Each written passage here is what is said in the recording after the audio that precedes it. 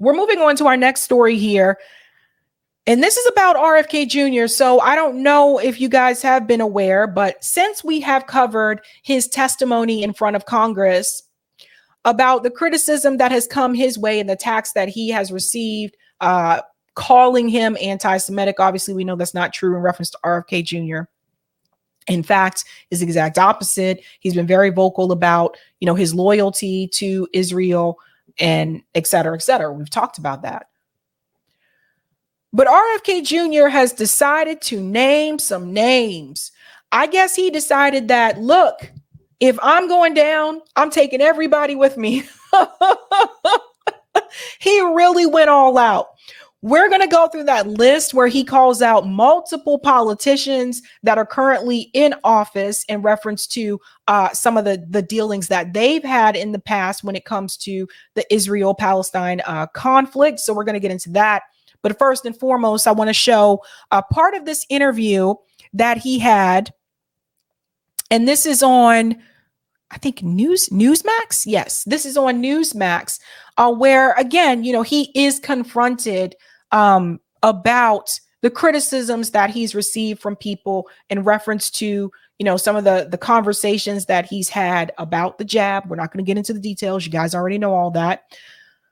Well, he's speaking out and he has some things to say. So let's get into that clip first. And then we're going to go through this list of names where he decides to fight back, taking off the gloves. Let's get into it. Shout out to K-Steady QB for this clip. And let's do the damn thing. 2024 Democratic presidential candidate Robert F. Kennedy Jr. joins me. Nice to see you. Good to be back, Greta. Okay. Anti-Semitism. It's a terrible thing. I've got family members who are Jewish, and it pains me immensely. I believe it exists, but there's not one bone in my body that thinks you're anti-Semitic. And I just want to tell you that. Not one bone in my body. I appreciate that. And I said this under oath today because I'm so angry at those charges. In my entire life, I have never uttered a single anti-Semitic phrase, word, anything, or racist. And, because of my family, because I've spent a lot of time in Israel and I have an organization over there, my support for Israel is stronger than anybody in Capitol Hill. I'm the only one who's demanded that Biden retract the $2 billion payment that he's giving to Iran, which is, going to be used for genocidal purposes. So he's right about the fact that he's probably the most pro-Israel person on Capitol Hill right now. He's right about that. He was there with Rabbi Shmuley at the Israel parade. He got a lot of criticism from people in reference to that, people on the Palestinian side. He's been very vocal about that. And all it seemed to take was that one private conversation that he had, like what looks like a dinner party that he had at a dinner, which that video was leaked. And just like that, they turned on him very quickly. This is how they do you. What I tell you about the parties, this is what they'll do. So they turned on him very quickly, even though he was talking about the fact that he was referring to a scientific study. He wasn't trying to say that certain people were targeted more than others, that type of thing. But unfortunately, it was already too late by that point. I've been smeared using phrases and things that I've said completely out of context and attributing meanings to them that I had never intended, and it's a way of censoring me. And I don't think there's anything more painful, for a lot of people, especially who've been, out there fighting for different causes, than to have a false accusation like that. I just want to say that, I know. I'm very grateful for you saying that. All right. Now, let's turn to government censorship. What's going on with this government censorship? Well, the Judge Doty's decision, there's a federal judge in Louisiana. 2 attorney generals brought a case against the censorship by the White House. And by the way, my husband has a companion one, full disclosure. Okay, yeah. And I have 3 of those lawsuits now. I was being censored by the Trump White House. This is not a partisan issue. One of the things that it says in this lawsuit is that I was the first one that was who was censored by the Biden White House. Biden came in on January 21st, 2021. On the 23rd, White House officials contacted Facebook and asked them to take my account down. And if I remember correctly, I believe also his Instagram account has also been removed, if I remember correctly. And I lost my Instagram account, which is part of Facebook, 3 weeks later, 900,000 followers. There was no misinformation on that account. Every posting that I made was cited to a peer-reviewed publication or a government database. They had to invent a new word called malinformation. Malinformation is, and this is in the judge's decision, is information that is correct, is factually correct, but it is inconvenient or disapproved by the government. I'm going to rephrase what he just said there and make it not so fluffy. Malinformation is not necessarily information that is untrue, but it's information that is not approved by the State Department. It's information that is not supported by the State Department talking points. That's what it is. Now, he's not going to say it in those terms, but that's exactly what that is. So if the State Department has a narrative about a critical issue, and they have released that statement through the White House government, and mainstream media takes that statement and they also reiterate that same narrative, if you come back with something that's different, they can point to you and say that's malinformation because it's not supported by the State Department. That's how I would phrase it. But he's running for president. That's probably why he didn't say it that way. So many of the things that they were censoring were things that had nothing to do with COVID. They were censoring Hunter Biden's laptop.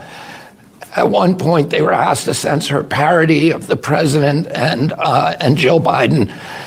This kind of stuff, and they were threatened. Why is this happening? We haven't even gotten to AI. I won't talk to you about that tonight. Yeah. But the first, we have on our lap, this thing that's social media, which is wonderful in some ways, but in some ways, we now have these other issues. So, if elected president, what do you do or not do about any of these things? I will. Before he says that, I just want to add something here that I hope everyone heard. One of the topics that they wanted to censor was parodies of Joe Biden and Jill Biden. So you guys know, like the funny memes, like there was memes about Trump, like there were memes about Obama, etc. They actually wanted to censor that to the point where you can't even make jokes about the president. That's how far this has gone. So what would he do if he were president? Well, immediately, the first day in office, order an end to all attempts by federal agents and federal agencies to censor the speech of Americans. Political speech shouldn't be censored. There's a lot of other things that we can do. They could also oversaturate, too. The government could also, oversaturate with the other viewpoint, too, if it wanted to combat something that they thought was incorrect. Meaning that they could platform a particular view while they're suppressing the other, right? So YouTube is a perfect example of this. It's really hard to find independent media on YouTube nowadays, right? Wasn't always that way. I've talked about that before multiple times on the show, but they decided to heavily platform corporate media and suppress independent media. That's why sometimes after you watch my video, you may be recommended a video from CNN. Or you may be recommended a video from, what's the other one people tell me they get a lot? Democracy Now! I hear you guys get that one a lot. After you watch me, like you'll be recommended sometimes like shows that you just don't watch, don't even have similar talking points, right? But because they have that attached to corporate, or they're a part of that YouTube algorithm, or they're like TYT and they are a network within YouTube, those are the ones that they will tend to platform and amplify, and they will suppress the ones that have the different narrative, which typically independent commentators, independent media, we tend to have a different point of view. So they'll suppress us. So she's right in the sense that they could in turn do the other thing. They can platform or amplify the opinion that they want people to see. Google does this too, by the way. If you go to Google and you search for something, just, I don't know, something off the wall, RFK Jr., that's a good one. Search for RFK Jr. in Google and see what pops up. You'll probably have to go to like page 4 or 5 before you see something positive. And I'm not an RFK Jr. supporter, but it's very clear that the algorithm works in a certain way to, again, go along with the State Department talking points. You can do the same thing for Russia and Ukraine, by the way. Google Russia and Ukraine and see what comes up. Well, I mean, and that's what, Judge Learned Hand said, is he said that the remedy for bad speech is not censorship, it's more speech, But we also don't want, the government should not be able to propagandize the American people. And this was that was the law until 2016. In 2016, President Obama signed an executive order that made it now at least provided a loophole that allows government agencies not only to censor Americans, but also to propagandize them. And that executive order needs to be withdrawn. I was looking forward to today's hearing because I thought there'd be a really good cerebral debate on these issues. And right out of the gate, it got fierce. And, it appeared to me that your own party was going after you, not for what you've gone, not on the issue of censorship, but there seemed to be sort of a subliminal message about running against President Biden. Am I wrong to be suspicious of that, or do you think it was part of that? No. But the Democratic Party is notorious for going after their own members that don't fit the status quo or the narrative that they want to push. They went after Dennis Kucinich. That's why he's not sitting in Congress anymore, right? They redrew his district so that he didn't have one. They went after Cynthia McKinney. That's why she doesn't sit in Congress anymore. They'll get you. They'll get you. And let's remember, even though Bernie Sanders is a registered independent, Bernie Sanders ran through the Democratic Party. And let's remember how they went after Bernie Sanders 2 election cycles in a row, because again, he didn't fit that status quo narrative that they wanted. They don't care if you're a part of the party or not.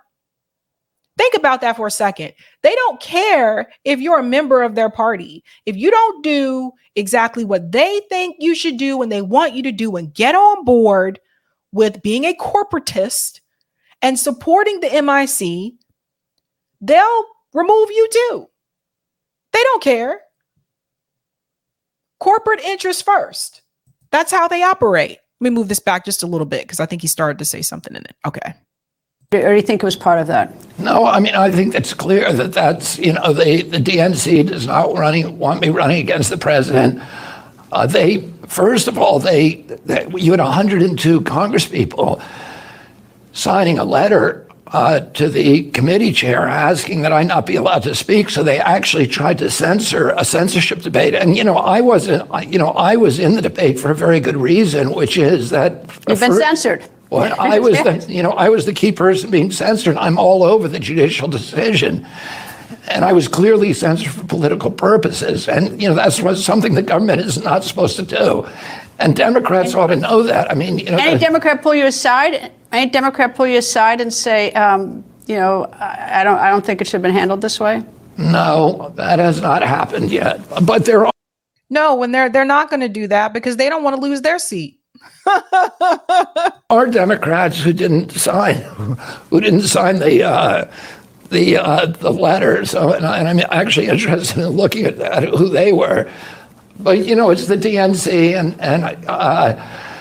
the leader of the, kind of the attack was Debbie Wasserman Schultz, who was to run the DNC, who ran the DNC, and who was the architect of Bernie Sanders' ejection from the first place. So it's clear, I have a lot of appeal with rank and file Democrats. Our polling is showing that. When you get up to the upper echelons, to the people who want to protect President Biden and make sure that he's the candidate, the party people, I'm fighting an uphill battle. Robert F. Kennedy Jr., hope you come back. Thank you. Nice.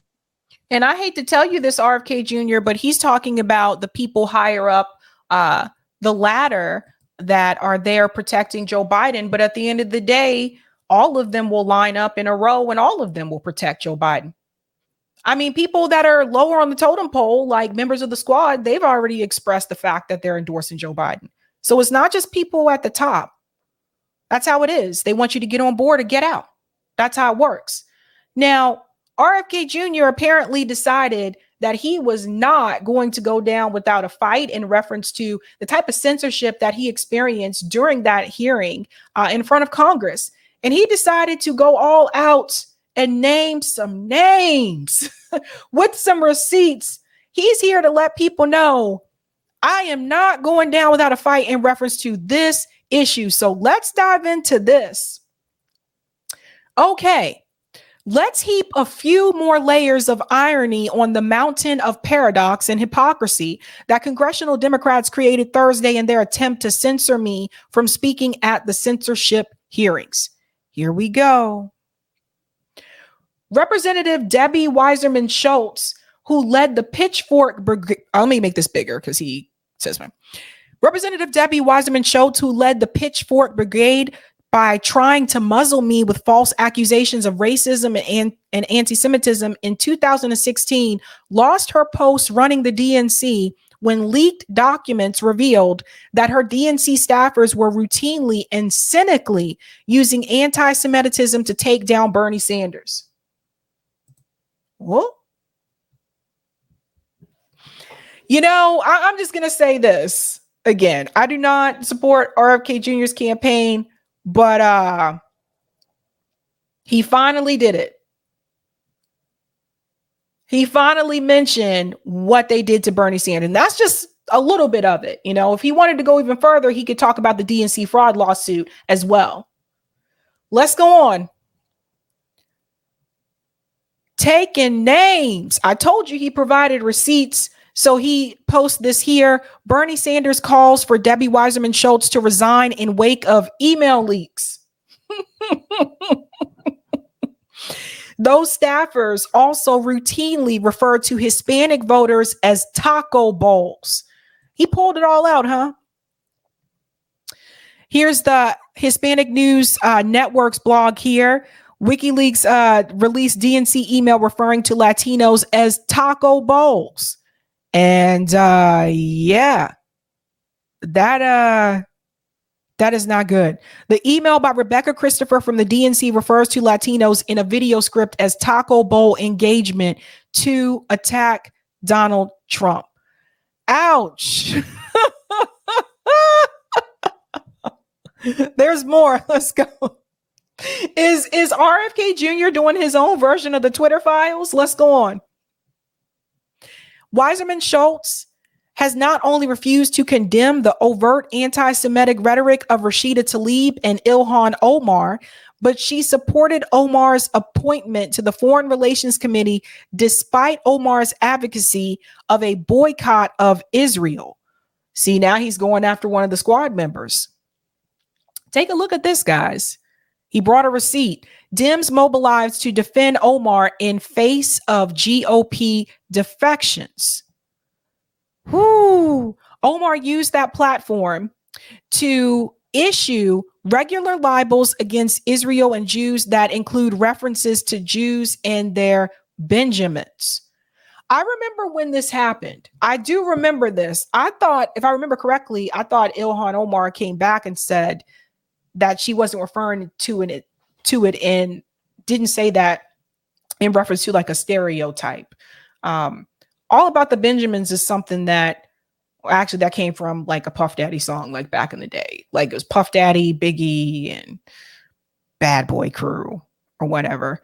But apparently the way she explained it is that she didn't realize that that was, you know, a stereotype in reference to Jewish people. He goes on to say, meanwhile, Congressman Hakeem Jeffries, who took to the hustings to viciously condemn Republicans for inviting me to speak, once invited his uncle Leonard Jeffries to speak at CUNY, a platform he used to explain that the Jewish community was pro-Nazi. And he included a receipt. Now, really quick, I just want to say, I think a lot of you guys know, but Hakeem Jeffries is very vocal about supporting the state of Israel. He's been very vocal about that. He said if there were 6 boroughs, he said that Israel to him would be like the 6 boroughs. So just FYI, like he's not in support of Palestinians. He's not in support of BDS. Very vocal about that. But apparently something happened in the past because RFK Jr. pulled up a receipt here. What happened to the receipt? Oh, let me go back. Hold on. Did he remove it? I'm gonna have to go back and check. There was a receipt here. There was an article that he shared. I think Roger sent it to me, so I can just go on my DM and pull that up. Anywho, let's go on. So he's calling out Hakeem Jeffries. Wiserman Schultz has loyally defended Congressman Jeffries against charges of anti-Semitism. But again, Hakeem Jeffries, he's part of the club. He fits right in with them. He's very, corporate. He is, he's against the whole Bernie Sanders type left. He was against Medicare for all. Like, he doesn't agree with any of that. He fits right into the club. So she's going to defend him. Let's go on. I won't be lectured to about anti-Semitism from Democratic lawmakers like Wiserman Schultz, who voted to give Iran $150 billion while that regime promises a new Holocaust against the Jews. Now, this particular situation, I don't know as much about.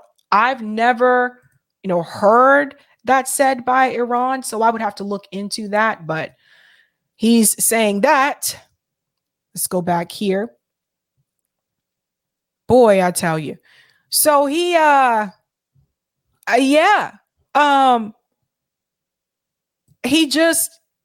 he really went at it. I'm actually surprised this tweet is still there. Because usually when he receives some type of pushback in reference to his tweets or something like that, he will delete it. And he didn't delete that one.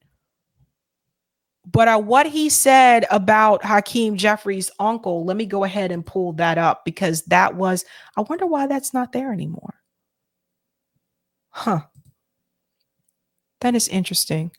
I just want to pull that up really quick because I'm not going to read the entire article, but I do want you to see what he said. Because I thought that was pretty interesting in reference to Hakeem Jeffries. Like, they're definitely not going to let you in now. RFK Jr., they are definitely not going to let you in now. You went against who do they call the golden one? That's what they consider RFK Jr. to be. All right, let me find that article here. Thought he sent it. I know Roger had sent it to me. It's just in here somewhere. There's so much. Here it is. Oh, yeah. Okay. I do remember this. Let me go ahead and share it here. Because I do want you to just at least see the headline so you can see what he's referring to. I didn't know about this, by the way. So let me go ahead and share this here. So this is what he was referring to. House Minority Leader Hakeem Jeffries under fire for defending uncle's anti-Semitic comments while in college. So this article was published April of this year, actually, but I never heard about this. But yeah, apparently it says after he was elected to Congress in 2013, Jeffries told the Wall Street Journal that he only had a vague recollection of the controversy surrounding his uncle, Leonard Jeffries, a former college professor and department chair of Black Studies at the City University of New York. Leonard Jeffries faced severe backlash after he denounced rich Jews and their involvement in the African slave trade and claimed there was a conspiracy planned and plotted and programmed out of Hollywood. Okay, so that happened apparently. And yeah, so he said he had a vague recollection of it. There was no internet during that era. And I can't even recall a daily newspaper in Binghamton, New York area, but it wasn't covering the things that the New York Post and the Daily News were at that point in time. In the piece, Jeffries addressed his uncle's controversy and came to his and the Nation of Islam leader, Louis Farrakhan's defense. And there's his uncle there. So that's what RFK Jr. was referring to. So it's really interesting to me that he pulled out all the stops. He said, that's it. I'm coming for all you motherfuckers. But that being said, when it does come to this particular issue with Israel and Palestine and RFK Jr., you guys know how I feel about that. I've been very vocal about it. Like, you cannot sit here and ignore what is happening to the Palestinian people. Now, Max Blumenthal had some things to say too. And I think you need to see this because Max tweeted, Robert F. Kennedy Jr.'s position on Israel-Palestine is more extreme than that of the Biden White House or the AIPAC-controlled congressional Dems, as he pledges unequivocal support for the most openly fascistic theocratic government in Israel's history. He is being sheep-herded around by Likud operatives like the fake rabbi and Zionist race hustler Shmuley Botosh. So that's the guy you've seen in a lot of the videos with RFK, as well as the genocidal crank Morton Klein. These figures have relied almost entirely on the fortune of the late Sheldon Adelson to survive as public figures. RFK supporters seeking an alternative to the hollow, corporatized pro-war duopoly that monopolizes national U.S. politics must consider the shady characters surrounding the candidate and question whether a wing of one of the most powerful political lobbies in the U.S. history has paid for the candidate's Lukidnick views, dumping dark money into super PACs to propel a campaign that was launched as a frontal assault on the establishment. So Max has some things to say. Here we go.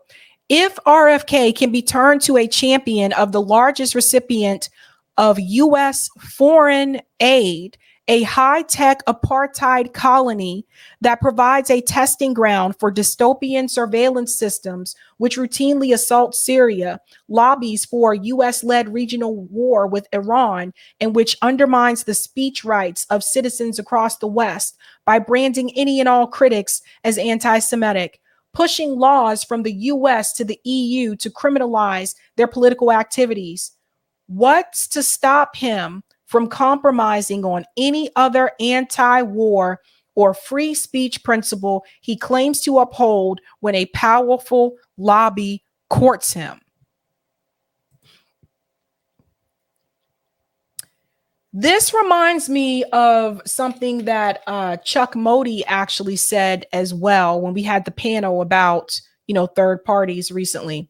And Chuck Modi said, if he's willing to cave to pressure and delete tweets, what makes you think he's going to fight to do all these other things that he's running on? And I think that's a good point. But Max went on. A few other questions for RFK Jr. supporters and the candidate himself. If RFK is, in fact, a sincere supporter of Israel's Likudnik government, where is the record of his ultra-Zionist activism before he launched his presidential campaign? Whoa. And Max is an investigative journalist, so he probably already looked for that. There's more. Why is he actively avoiding publicly engaging with prominent media figures who criticize Israel but sympathize with other aspects of his campaign? I know several on his press list who are being ignored. Yeah, I can speak to that one. We've talked about this on call, and I told you guys, I have yet to see him appear on a show that has a left audience. Let me explain what I mean by left. Rising is not left. Breaking Point's audience is not left. Most of the people in those audience are conservative. So you have to understand, why hasn't RFK Jr. appeared on Katie Halper's show? Why hasn't RFK Jr. appeared on The Gray Zone? Why hasn't RFK Jr. appeared on Bad Faith? He's talked to Bree on Rising. Why isn't he on Bad Faith? Why isn't he on all these other shows? Even if I don't even watch these shows, I don't care. Why isn't he on like, what is it? Crystal Collin Friends? Crystal Collin Friends? Why isn't he gone on to any of these other shows that have a left audience that are going to really push him when it comes to the Israel-Palestine issue? Who is he trying to speak to? And I'll tell you something else too, which we talked about on Call-In. When I spoke to his campaign, when they called me, this was fairly recently, they asked me, what is the political ideology of your audience? That was interesting to me because I have done this for over 2 years. I've interviewed a lot of people, a lot of candidates on this show, and no one ever asked me that question. So I thought that was odd. But I was honest. I said a lot of them came from the Bernie campaign, but are frustrated with Bernie Sanders right now, are frustrated with the progressives. We call them regressives in Congress. But there are also some people that watch my show that are conservatives. There are some people that watch my show that are independents. But the majority of you come from that Bernie Sanders movement, but you are fed up. But why does that matter? Think about this now. If he can go into Fox multiple times, if he can go into Newsmax, he can go into Breaking Points multiple times, he can go into Rising multiple times, why hasn't he gone onto any of these other shows that have a left audience? Why hasn't he gone to the left shows? Yes, he's been on Russell Brand's show. He's been on Glenn Greenwald's show. I think those guys are great. I think they're awesome. But what's the audience? The audience, majority of the audience isn't left. So what's really going on there? JB said, why isn't he on RBN, Sabby Sabs, Black Power Media, Indie News Network? I never reach out so he wouldn't come on my channel. It doesn't even have to be, even if it's not me, he's not going on to those bigger channels. He's not going into Gray Zone has what, 100,000, what, 200, 300? They have hundreds of thousands of subscribers. He's not going on those shows. Have you seen RFK Jr. back on Jimmy Dore's show since he announced that he was running for president? These are things to pay close attention to. All right, let's go on. So Max called that out. I know several on his press list who are being ignored. All of us. And where is his campaign manager, Dennis Kucinich, who has been among the only elected Democrats to defend the rights of Palestinians on the national stage, doing so at a time when the issue was much more difficult to discuss than today? And that's another question that I had too.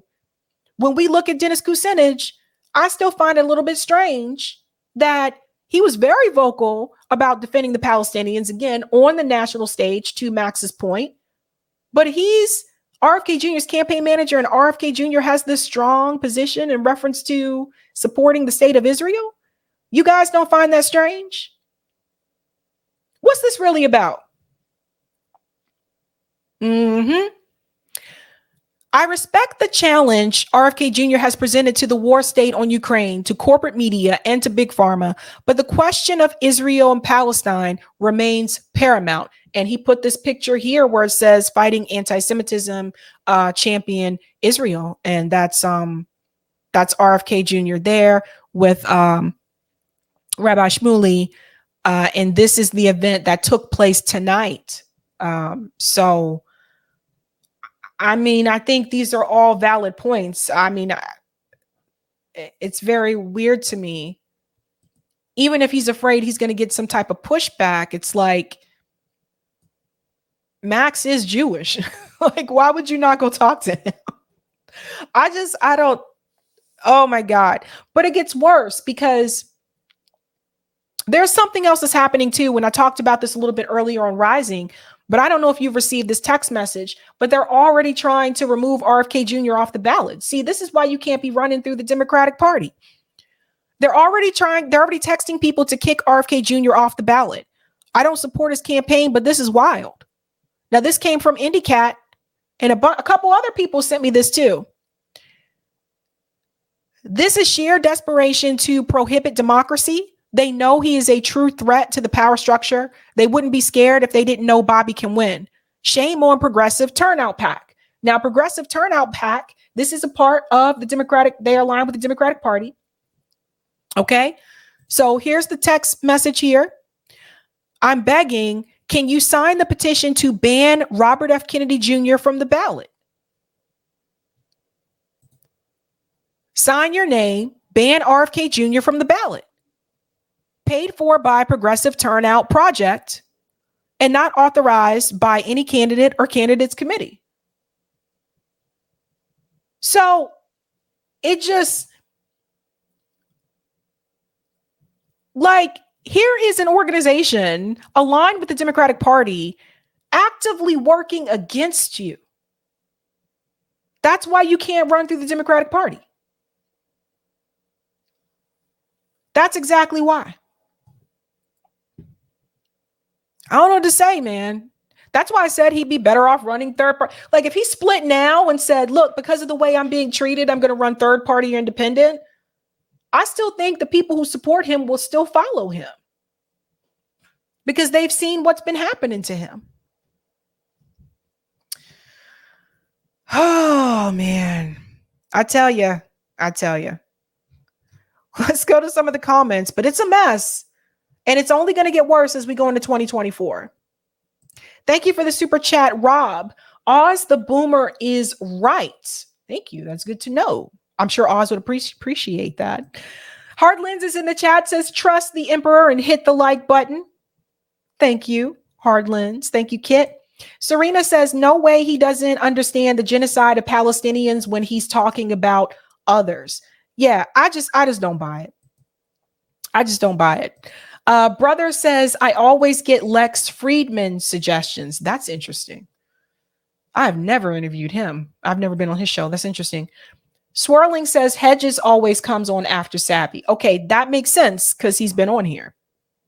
He's been on there multiple times, so that makes sense. Thank you for the super chat, Dave. Team Kennedy is live talking about anti-Semitism right now. Yeah, man.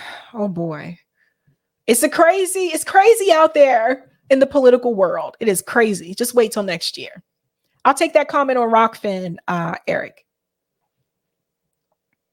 Thank you for the tip on Rockfin, Roger. Speaking of RFK, I just got to this event with Lucy and the gang in NYC. I'll let you know what happens. I know you're about to hit him with the Jeffries. Yeah, the Jeffries thing. Oh man, that one's I don't know. That was a doozy.